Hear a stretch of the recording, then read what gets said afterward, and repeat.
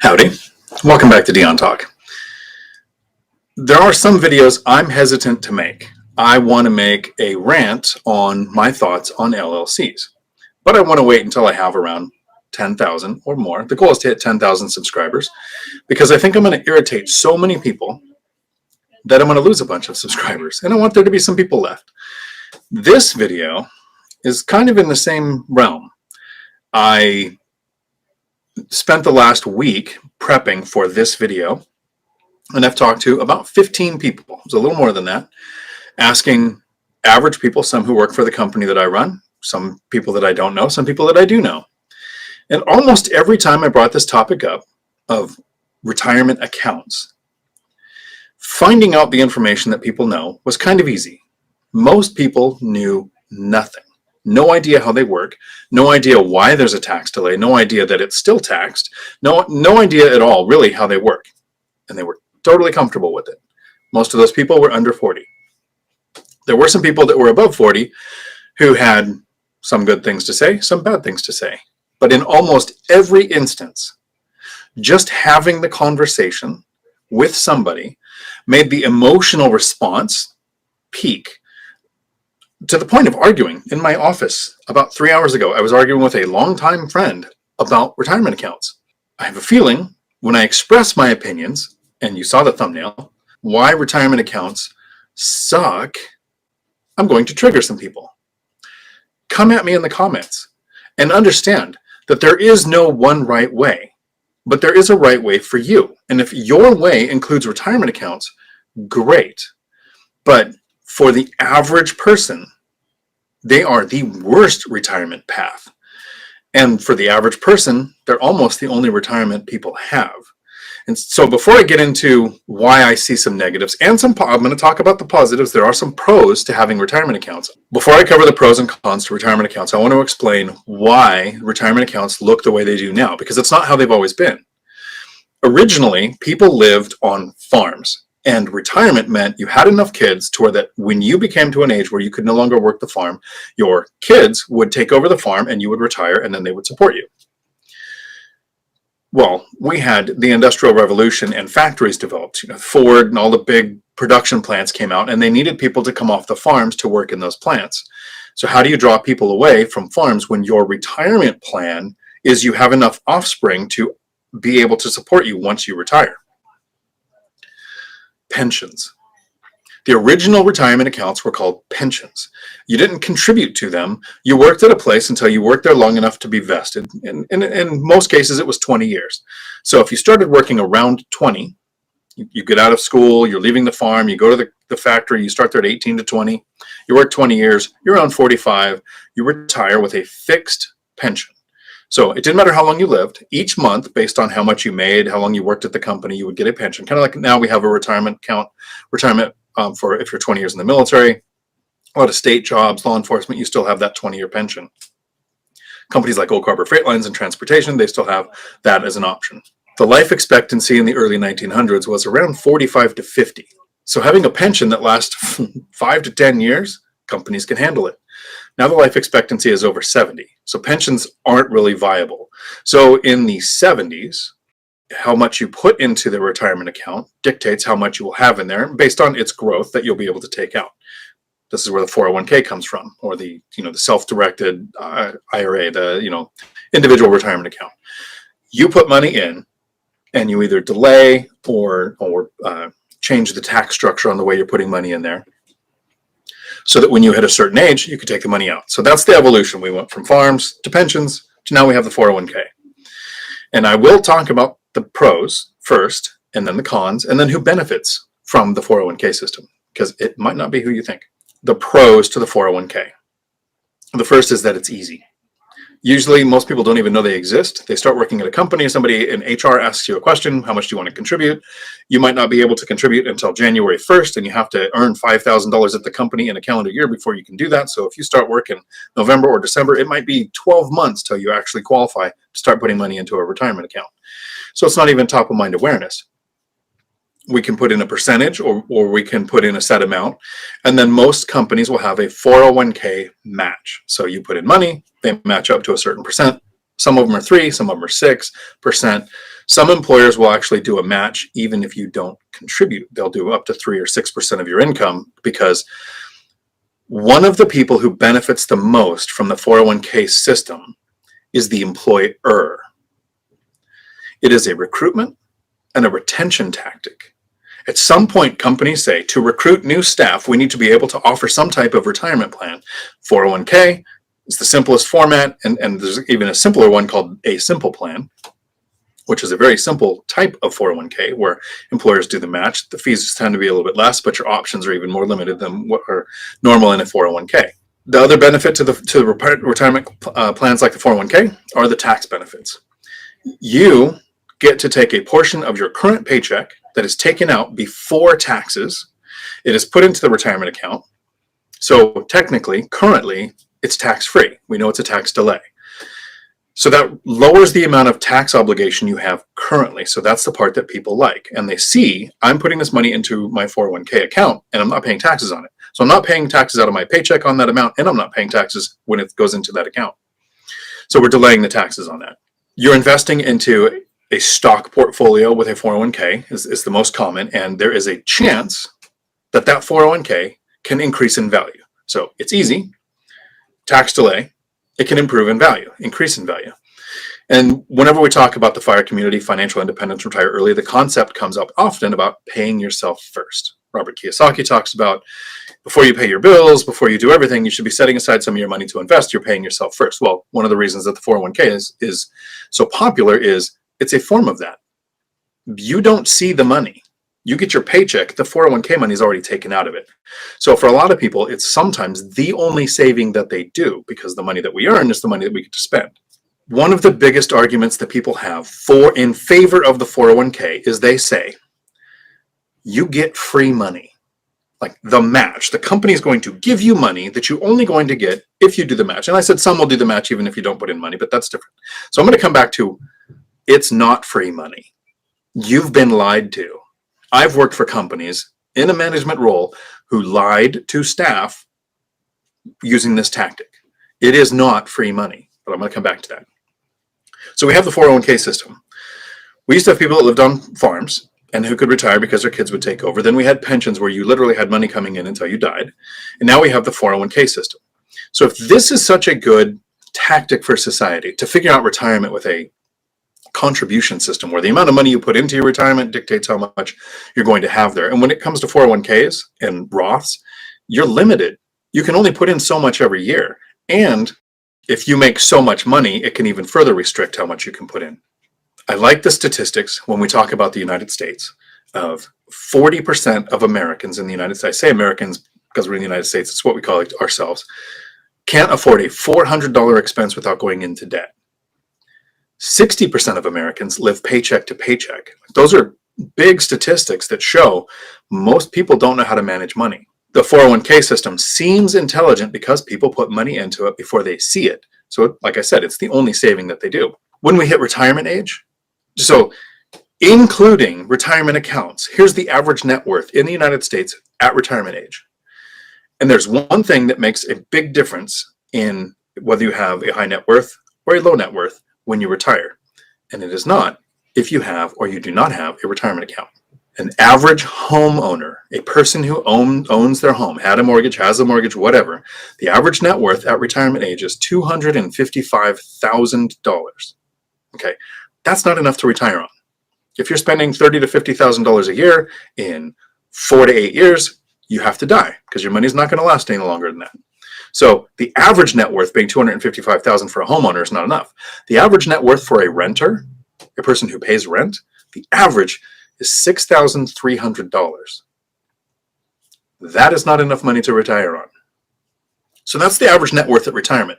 So if we're talking to the average person, the 401k system is failing. Not everybody has access to it. And a lot of people make some really common mistakes that I'm going to talk about. Like what happens when you change a job, when you change companies, because I'm a dinosaur, right? My birthday starts with a 19, not a 2. So I grew up with people in shows and always talking about Have loyalty to your employer. If you stay long enough, because we were coming from the generation before me that had pensions, if you stay with an employer long enough, they'll reward you with pay increases, perks, promotions, you'll reach new heights. Well, in the last 20 years, the easiest way to get a really significant raise was to change companies. You might get a 3 to 5% annual cost of living increase, but if you change companies, it's usually 15 to 20% to attract you to that new company. So it's more common now to change jobs in 4 years or less than at any point in time before this. A lot of 401k programs have a 6-year vesting period. So you have to work for up to 6 years to get 100% of the match. Some at 4, at 2, you start getting a percentage of it. Some, like our simple plan at our trucking school, you get it right away. But a lot of companies have a 6-year vesting format when you have a 4-year or less average time at an employment. So a lot of people are changing jobs. If you're not vested, the employer, again, it's a recruitment and a retention tactic, right? But they're also making a bunch of money because they put all this money in there that they matched for you. And if you don't hit the vesting and you change companies, it just goes back to the employer. That is no longer yours. If you're vested, you have 4 options. You can leave it with that employer. If they allow it, might not even be an option. You can transfer it to the new employer if they offer the same program and they allow it to come over, because those are employer options.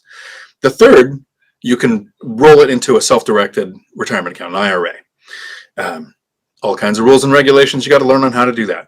And the fourth option, the most commonly chose option, is to take the money out, pay the 10% in penalties, and the previous employer that you're leaving takes the 20% out in taxes. I've worked for companies in management roles, and almost anytime somebody leaves a company, they just say, I want to cash it out, because you have a gap period between the current paycheck where you're working, the amount of time it works to pay period to have a paycheck roll in at the new company. So that's your carry or your move or your whatever expense. So the retirement accounts don't even make it to retirement age. We have 4 options. 2 of them are not always even an option. 1, you have to self-educate. And the 4th is not the best use of your money. You're literally you're paying 10% in penalties from that, not just the free money, the match from your employer, but the money you contributed to, your own money. It gets penalized, that 10%, plus the taxes out. To me, the biggest negative with retirement accounts, it is taxed as earned income. You do delay the taxes. But when you take it out, when you start drawing the money out, you're going to pay, like it was from a paycheck, taxes on that income.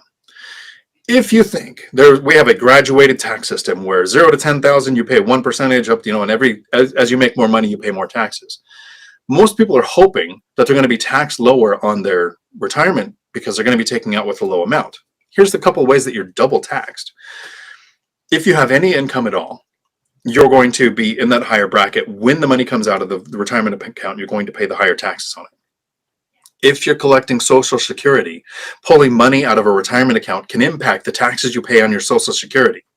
So it's common between 62 and 65, when you can only make so much every year and get a certain amount for Social Security, that retirement accounts impact that and the tax level on the Social Security. So taxes are higher. We're hoping, and you don't want to get caught living on hopium, that in the future, taxes are lower. So in the 1940s, we have a world war. The world is recovering from a world war after that. So in the 1950s, 60s, and 70s, the federal income tax was above 50%. Right now it's about 37%, and you have states like California that can add up to 13%. So in the highest tax bracket you're still paying over 50%. But there were decades where the federal income tax, so that plus state income tax, the federal income tax was over 50%. In 2020, 2021, we had a pandemic, we had stimulus, extra unemployment, extended unemployment, rent relief, the CARES Act, $46 billion set aside for rent relief. We have quantitative easing, QE, whatever that qualitative easing, whatever the word is, where we printed $120 billion a month for over a year to just inject money into the system. All of that is going to be paid for in future taxes. So the hopium that taxes are going to be less in 10, 15, or 20 years, I can't say a professional word that makes me think of how stupid a person is who believes that. Have you met government? So to delay those taxes and hope that they're less, I think is a kind of a big mistake. You're limited with retirement plans. With the 401k, you can only own paper assets. You can't own hard assets. So when we have something like what's coming now, where we are expecting a recession, pretty much almost every economist everywhere is predicting we're going to have a recession, whether it's war caused or it's recovering from printing all the money, but we have a recession coming. Supply chain issues, whatever the problem is. What do you think is going to perform better in a recession? Hard assets, real estate, gold, businesses, or paper assets? Let me talk about the free money. I want to cycle back to free money. And this was the common thing with almost everyone I talked to. A friend of mine, Chris from the Marine Corps. Hey, Chris, you probably don't watch my content, but we were in the Marines a billion years ago. We were in Desert Storm, which should let you know how old we were. Stationed in Okinawa together. I have respect for this guy, right? I've known him for a long time. His first clap back to me was, right, if you don't put in to at least get the company match, you're an idiot, which is the Marine Corps term for love and endearment. Whether you put in the match or not, or you get the match or not, that is not free money. Ran companies, worked for companies in management roles, been in several what they call wheel board meetings where employers are figuring out how to recruit and retain employees. A company has X amount of dollars to spend on an employee. You can either make X dollars, or the company will lower the dollar amount that you can make and then add a company match into a retirement plan. You are not getting extra money. It is a paycheck, a pay reallocation of funds. So we have hundreds of trucking companies that hire for my CDL school. There are some that offer a retirement plan, 401k, that have great benefits. We have some that they want to hire people who don't need benefits. Either you're the spouse or you're a retired veteran where you have benefits or whatever the reason is. The pay is significantly higher. The hourly rate is significantly higher at the companies that don't offer a 401k or benefits. I see this in actual reality every day. So it's not hypothetical or theoretical. I've been in the meetings where the employers go, this is our fund that we can recruit and retain employees with. We have options: benefits, retirement, income. A balance of those brings you to how much they have to invest in their employees. So it is not free money. I'm not saying if you work at a company that offers the match that you shouldn't do it. I still contribute for the match. I hate the idea of money being trapped in a retirement account. I can't stand that it's there, but I'm working at a company that has a match. So part of our compensation package is the match, even though I'm a part of the decision-making process to figure out how we're paid, because it is a tactic for recruitment and retention. And one of the ways as a trucking company, which is what a CDL school is, to recruit instructors, having a retirement account, a retirement plan is attractive to the average person. So I'm educating people who work for my own company. If any of you are watching this, retirement accounts and plans are terrible. I haven't even mentioned the fees yet. You're going to pay somewhere between 1% and 3% in management fees, because what is a retirement account? You put your money in, it goes into a company where they manage the account. You get to pick, I want to retire in 40 years, so I have this super aggressive 10% in bonds and the rest in stocks. And then you get 30 years, 20 years, 10 years. I'm 5 years away from retirement, so I want to really save. You get that much control. You can't invest in gold or silver. You can't invest in IPOs. Some of the best performing stock options are investing in IPOs. So it's kind of like you're buying an index fund with no control. So you have no control. That's the negative. But then those fees. For the average retirement account, the fees are over $100,000 in the lifespan of a person going to retirement. $100,000 that you're giving up to a management company. I get a little frustrated. So I'm going to take just a second so I make sure I'm not letting emotion come into me trying to help people understand that there are some better options, which I will cover too. One of the biggest negatives that people don't understand when it comes to retirement accounts, they talk about that there was a crash in 2007, 2008 where stocks went down, or there was March of 2020, stocks went down 30%. So at some point, your stocks can be worth less money. They do talk over a long enough historical line, they go up 8 to 10%, which sounds great when inflation is 2 to 3% every year, but in the last 2 years we've seen 7 to 10, so we're keeping up with inflation basically without gaining the appreciation that we could get if we were using leverage. We're not getting principal pay down where tenants would pay off a loan or anything like that. We're just keeping up with inflation. If you have, and this is a big number, I'm just going to pick a big number. If you have a 50% drop in the stock market, right? I don't know that I've ever seen one that bad in my life. It's possible because I don't have that kind of data memorized. That doesn't mean that we need a 50% increase in stocks to get back to where we were. It's a 1 for 2. If things go down just 10%, you need a 20% increase to get back to where you were. If it goes down 50%, you need a 100% increase in the stock market for your value to get back to where it was. So if you go to retire at the wrong time, remember, time in the market beats timing the market. At some point, you're going to retire. You don't get to pick that. So you will be timing the market. So any kind of drop, you need double the gains to just get back to where you were. The amount needed in a retirement account for it to have any kind of impact on you is something that a lot of people get wrong. A friend of mine named Keith, whom I have a lot of respect for as well, known him probably longer than I knew Chris, pointed out that if you only have a retirement plan, that's probably a bad idea. I agree. Then he said, it's part of a good diversified portfolio. And this pointed out to me that I've never had a Dion Talk with Keith and pointed out, yes, Warren Buffett and Mr. Wonderful, Kevin O'Leary, will talk about diversifying. Kevin O'Leary will say, you don't want more than 20% into any one asset class and no more than 5% into any one asset, which totally makes sense. And Warren Buffett says you want to be diversified. Totally makes sense. To protect wealth. That doesn't make you wealthy. Charlie Munger, Warren Buffett's partner from decades, pointed out in an interview one time, and Warren Buffett actually looked at him like, shut up, you shouldn't talk like that way because everybody should be diversified. Charlie Munger said diversification is the worst thing you can do.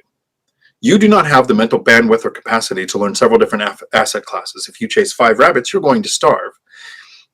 If you try to learn stocks and you try to put money into a retirement account and you try to buy real estate and you try to grow a business and you're doing all these different things, the odds of any one of them being successful is greatly diminished because you need to master one thing. And this is where I'm going to talk about some of the options for retirement strategies that do not include retirement accounts.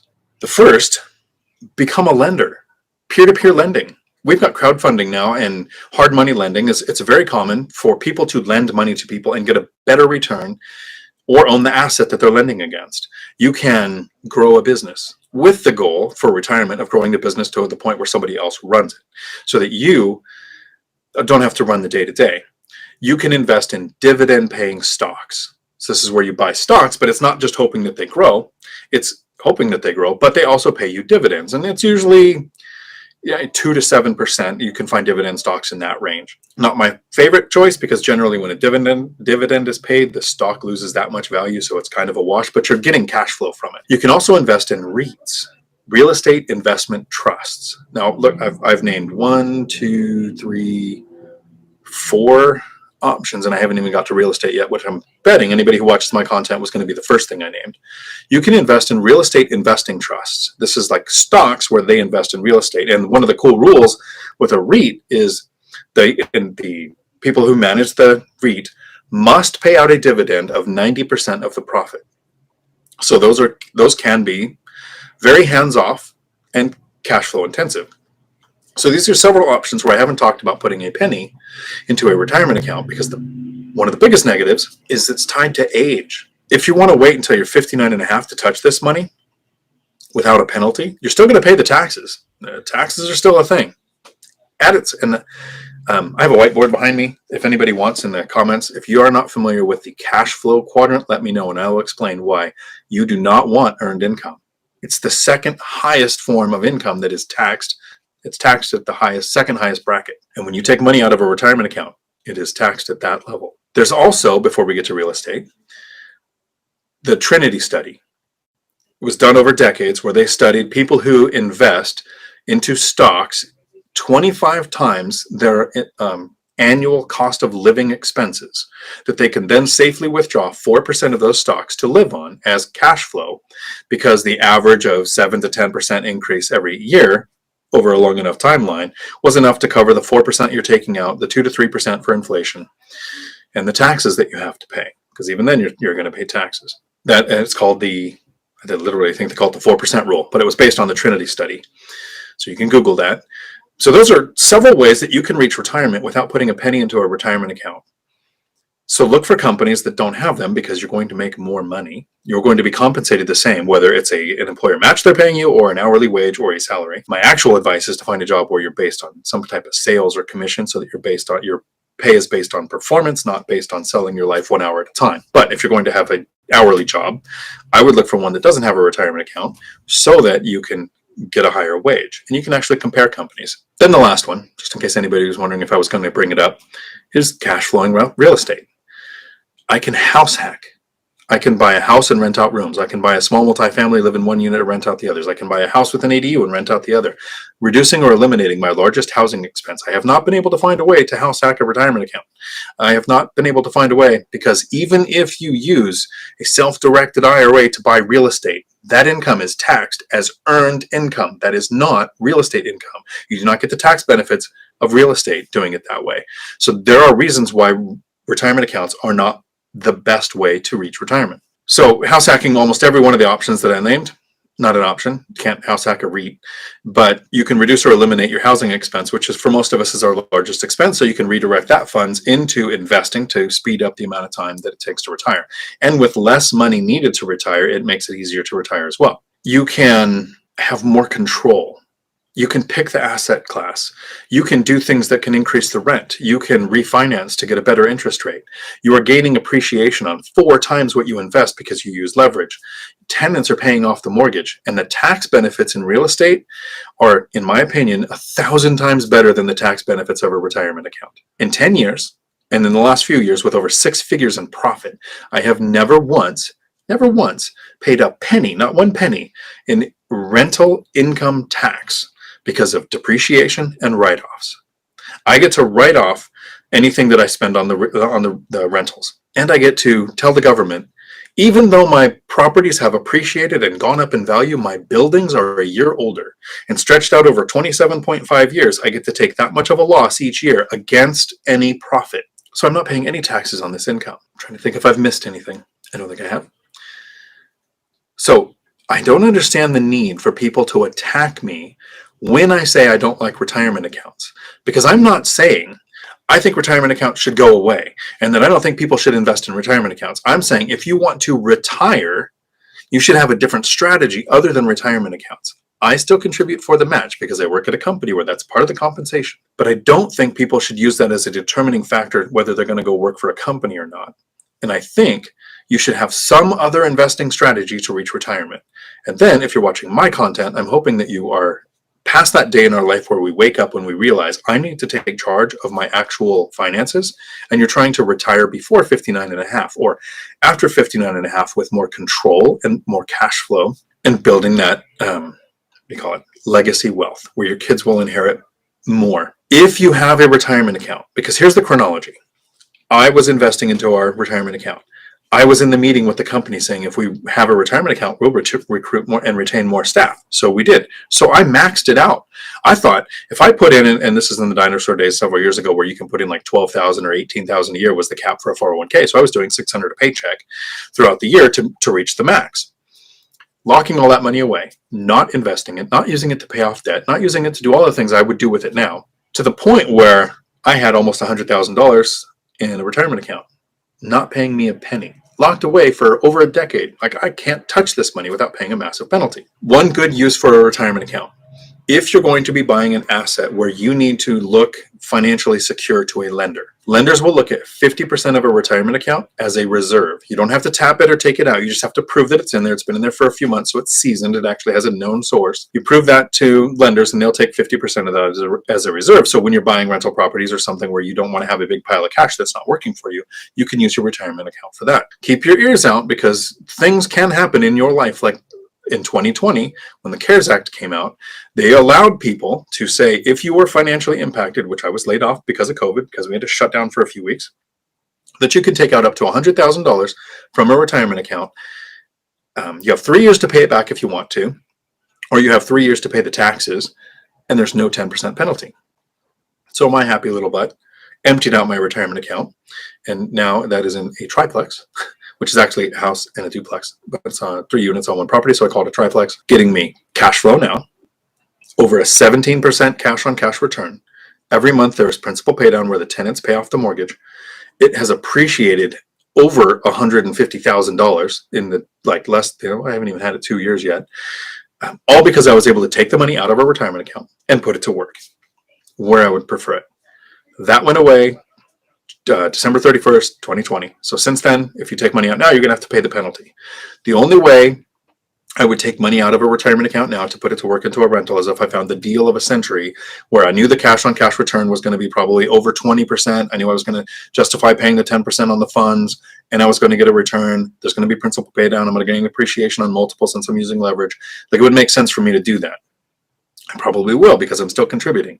There's like $10,000 in that retirement account now. If you have a retirement account, you can also borrow against it. You can take loans out against a retirement account because you have to pay it back. But I would only do that, again, if I found a deal that was so good it justified the debt on the property or the assets you're purchasing, and the cash flow was enough to justify the debt on the loan against your retirement account. So the times when it makes sense to do that are pretty rare, especially in today's market when we have less than a third of the inventory that it would take to make a balanced market. And I do not recommend for somebody buying their first, second, or third rental to leverage anything like a home equity line of credit, a cash out refinance on one of your properties, or a loan against a retirement account, because in those first few properties is when we make the most of our mistakes. That's when we're going to screw up the most.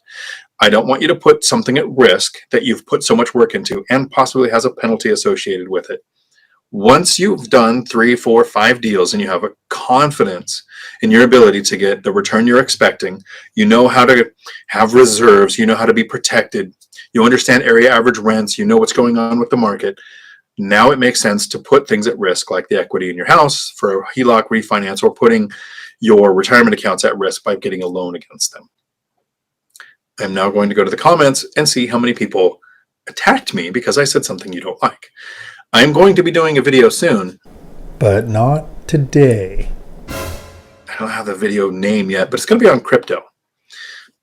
Something new last couple of decades that's come out that gets a lot of hype, and I'm not going to call it a bad asset. I'm going to explain why people attack you if you even casually mention you might not like crypto.